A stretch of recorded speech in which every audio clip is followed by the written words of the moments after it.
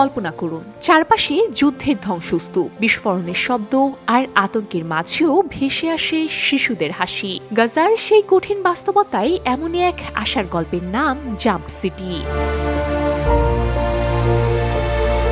গাজা সিটির উত্তরের ইয়াসিন স্ট্রিটে গড়ে ওঠা এই অস্থায়ী শিশু বিনোদন কেন্দ্রে শিশুরা ট্র্যাম্পোলিনে লাফাচ্ছে, ভার্চুয়াল রিয়েলিটি গেম খেলছে, মুখে রং আঁকিয়ে আনন্দে মেতে উঠছে।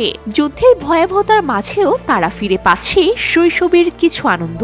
এই উদ্যোগের উদ্যোক্তা মোহাম্মদ খলিল শাহিন বলেন, বছরের পর বছর যুদ্ধের কারণে তার নিজের সন্তানরাও স্বাভাবিক শৈশব থেকে বঞ্চিত হয়েছে। তাই গাজায় শিশুদের জন্য নিরাপদ বিনোদনের জায়গা তৈরি করেছেন তিনি। খান ইউনিস, দির আল বালাহ, আল মাগাজি ও আল নুসেইরাত সহ বিভিন্ন এলাকা থেকে পরিবারগুলো এখানে আসে। প্রবেশ মূল্য ৫ শেকেল। অর্থ দিতে না পারলে শিশুদের বিনামূল্যে প্রবেশের সুযোগ দেয়া হয়। অর্থ দিতে না পারলেও শিশুদের এখানে বিনামূল্যে প্রবেশের সুযোগ দেয়া হয়।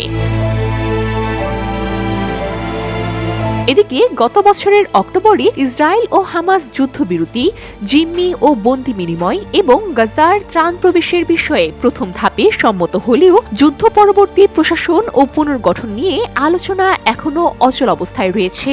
সম্প্রতি মার্কিন প্রেসিডেন্ট ডোনাল্ড ট্রাম্প হামাসের সম্পূর্ণ নিরস্ত্রীকরণ এবং গাজা থেকে ইসরায়েলি বাহিনীর প্রত্যাহারের পরিকল্পনার কথা ঘোষণা করেছে। তবে হামাস বলছে ইসরায়েলি সামরিক অভিযান বন্ধ করে স্বাধীন ফিলিস্তিন রাষ্ট্র প্রতিষ্ঠার নিশ্চয়তা দিলেই তারা অস্ত্র হস্তান্তরের বিষয়টি বিবেচনা করবে। ইসরায়েলের এক জ্যেষ্ঠ কর্মকর্তা জানিয়েছেন, হামাসের প্রকৃত নিরস্ত্রকরণ ছাড়া বর্তমান অবস্থা থেকে সেনা প্রত্যাহার করা হবে না।